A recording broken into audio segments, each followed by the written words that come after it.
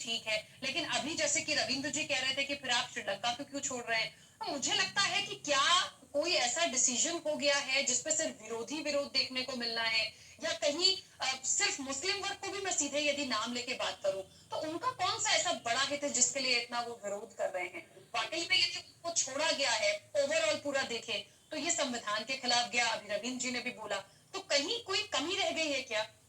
देखिए, ये चुनाव ये लागू होने वाला है नहीं। ये सिर्फ लोगों को बेवकूफ़ बनाने के लिए और देश के सामने अपनी असफलताओं को छिपाने के लिए ये एक चुनाव के समय लागू किया है कि लोग इनके मुद्दों पर बात न करें, लोग बेरोजगारी पे बात नहीं करें, इनके भ्रष्टाचार पे बात न करें, केवल हिंदू मुस्लिम का क्रिकेट खेलते रहे। ये केवल देश को बेवकूफ़ बनाने के लिए किया गया है। ज़्यादा विरोध होगा तो वापस रख लेंगे। ये 70 साल पुराना मामला है, 55 से चलता आ रहा है, और ये 5 साल पहले इन्होंने चुनाव के 5 दिन पहले इन्होंने लागू किया है। तो लागू करने का कोई मंशा नहीं है, केवल लोगों को बेवकूफ़ बनाना है। चुनाव में अपनी असफलताओं को छिपाने का एक तरीका है कि कोई इस पर बात न करे। इलेक्ट्रल बॉन्ड पे जो बात चल रही है, इनकी पूरा फेस सामने खुल रहा है, उसे पर लोग चर्चा न करें। और मीडिया विपक्ष भी को भी चाहिए कि इस पर बात न करे, इससे ज़्यादा वो उनके भ्रष्टाचार पर बात करे, क्योंकि ये लागू होने वाला ही नहीं है। क्योंकि श्रीलंका को छोड़ दिया है और केवल 31,000 लोग अभी इनका एप्लीकेशन पड़ा हुआ है।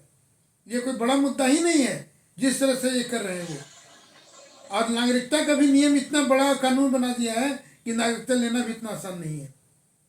और सबसे अभी जो भाई साहब ने कहा ना, वो मुझे पूरी तरह सहमत हूँ कि 2011 से अब तक 20 लाख लोगों ने भारत की नागरिकता छोड़ दी है, और 1980 से लेकर अब तक 40 लाख लोगों ने नागरिकता छोड़ दी है, जिसमें ज़्यादातर अमीर हैं और ज़्यादातर गुजरात के हैं। 28 लोग में 28 लोग गुजराती फरार हैं, जिनके ऊपर में जांचें चल रही हैं, लेकिन वो कुछ नहीं, करोड़ों रुपए खाकर भाग गए। 32 लोग भागे हैं, जिसमें 28 लोग गुजरात के हैं। लेकिन मेरा ये कहना है कि ये सिर्फ बेवकूफ़ बनाने की बात चल रही है।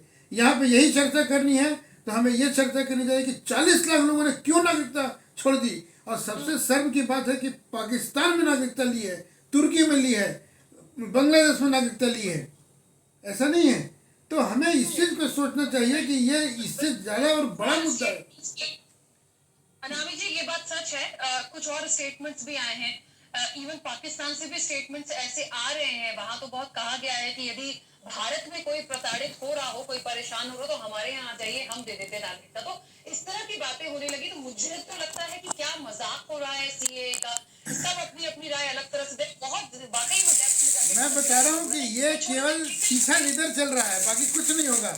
अगर चुनाव में इनकी होगी तो इनको स्टे कर देंगे। छोटे से ब्रेक ले। हाँ।